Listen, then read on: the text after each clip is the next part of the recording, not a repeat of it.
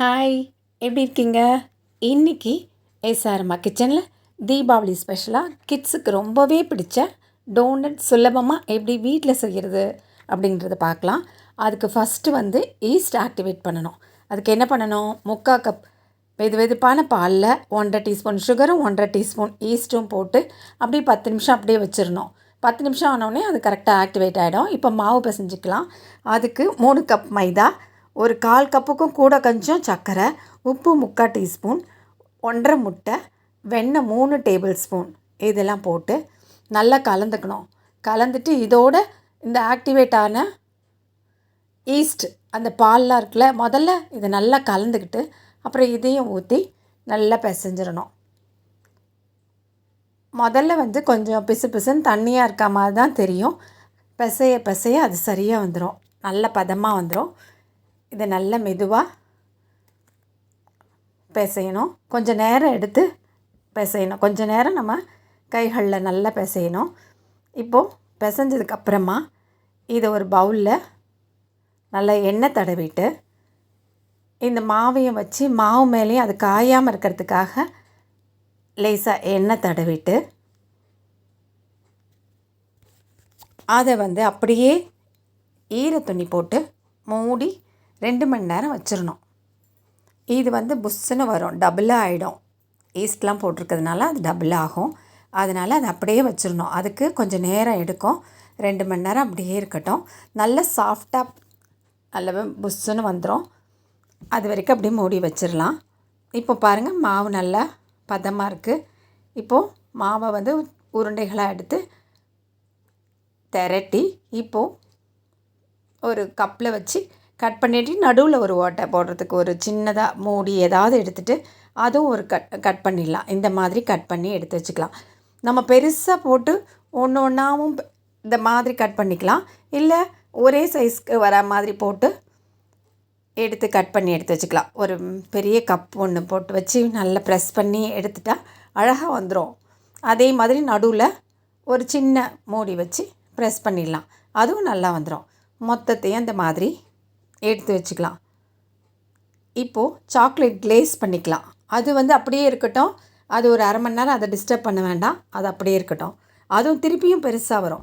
இந்த chocolate glaze பண்ணுறதுக்கு என்னெல்லாம்னா, sugar 1/2 cup, salt கொஞ்சம், கார்ன்ஃப்ளவர் ஒரு 2 டேபிள் ஸ்பூன், கொக்கோ பவுடர் ஒரு 2 டேபிள் ஸ்பூன் போட்டு எல்லாத்தையும் நல்லா கலந்துட்டு அதில் கொஞ்சம் கொஞ்சமாக பால் ஊற்றி நல்லா நல்லா கொதிக்கணும். அது நல்லா சர்க்கரைலாம் கரைஞ்சி வந்துடணும். அதனால் நல்லா கலந்து விடணும். நல்லா கலந்து விடும்போது ஷைனிங்காக ரொம்ப நல்லா அழகாக டாப்பிங்க்கு நல்லா வந்துடும். பாருங்கள், இந்த சாக்லேட் கிளேஸ் எவ்வளோ அழகாக வந்திருக்கு. இப்போது இதை அப்படி தனியாக எடுத்து வச்சுக்கலாம். இப்போ ஒரு அரை மணி நேரம் ஆனதுக்கப்புறமா நம்ம கரெக்டாக நம்ம உருட்டி திரட்டி வச்சுருக்கோம்ல, அதை இந்த டோனட்லாம் எடுத்து எண்ணெயில் காய வச்சு பொரித்து எடுத்துக்கலாம். இப்போ அவ்வளவும் இருக்குது, கொஞ்சம் கொஞ்சமாக போட்டு பொரித்து எடுத்துக்க வேண்டியது தான். நல்லா எண்ணெய் சூடானதுக்கப்புறமா போட்டுட்டு, ஆனால் சிம்மில் தான் வச்சு பொரிக்கணும். ஏன்னா உள்ள வரைக்கும் வேகணும்ல, அதனால் ரொம்ப ஹையில் வச்சா மைதா உடனே மேலே என்ன ஆகும், கருத்து போயிடும், அப்படியே செவந்து போயிடும். அதனால் கொஞ்சம் நல்லா வேகணுன்னா கொஞ்சம் லோ ஃப்ளேமில் வச்சு மெதுவாக பொரித்து எடுத்துக்கலாம். அதை மாதிரி நம்ம உருட்டி வச்சுருக்க எல்லாத்தையும் பொரித்து எடுத்துக்கலாம். இந்த குட்டி குட்டியாக இருக்க பால்ஸ் அதுவும் ரொம்ப அழகாக இருக்கும், நல்லாயிருக்கும், டேஸ்ட்டாக இருக்கும். நம்ம ஒன்று ஒன்றுத்துக்கு தனித்தனியாக வேறு வேறு மாதிரி டாப்பிங் பண்ணலாம். இப்போ இதையும் பொரித்து தனியாக எடுத்து வச்சுக்கலாம். இப்போ சாக்லேட் கிளேஸ் பண்ணி வச்சுருக்கோம். இப்போ அதுக்கு என்னெல்லாம் போட்டு நம்ம எடுத்து வைக்கலாம், டெக்கரேட் பண்ணலாம் அப்படின்றதையும் பார்த்துக்கலாம். நம்மளோட கற்பனைக்கு ஏற்ற மாதிரியும் டேஸ்ட்டுக்கு ஏற்ற மாதிரியும் நம்மளுக்கு தேவையானதை போட்டு பண்ணிக்கலாம். இந்த மாதிரி இந்த சாக்லேட் கிளேஸ் பண்ணி அதை எல்லாமே பண்ணது என்னோடய பேத்தி. அதை டெக்கரேட் பண்ணது என்னோடய பேத்தி.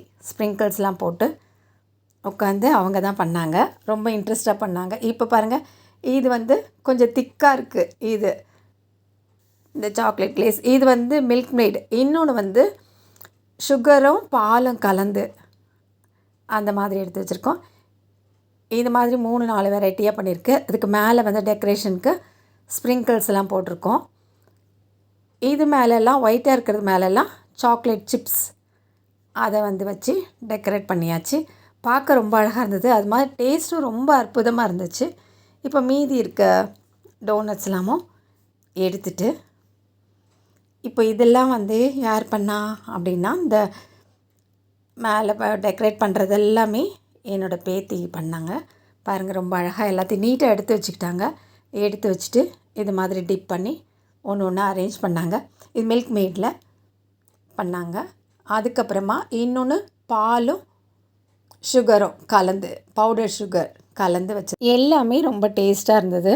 இது கூட கொஞ்சம் சின்னனம் பவுடரையும் கலந்துக்கிட்டாங்க, இந்த சுகர் பவுடரோட. அது இன்னும் கூடுதலாக டேஸ்ட் கொடுத்துச்சு. நீங்களும் இந்த மாதிரி ட்ரை பண்ணி பாருங்கள். பிடிச்சிருந்ததுன்னா லைக் பண்ணுங்கள், கமெண்ட் பண்ணுங்கள், ஷேர் பண்ணுங்கள். இன்னும் எஸ்ஆர்எம்மா கிச்சனை சப்ஸ்கிரைப் பண்ணாதவங்க உடனே சப்ஸ்கிரைப் பண்ணுங்கள். கூடவே பக்கத்தில் இருக்க பெல் சிம்பிளை ப்ரெஸ் பண்ணி ஆல் கொடுத்து வச்சுக்கோங்க. மீண்டும் சந்திப்போம். பாய் பாய். ஹாப்பி தீபாவளி.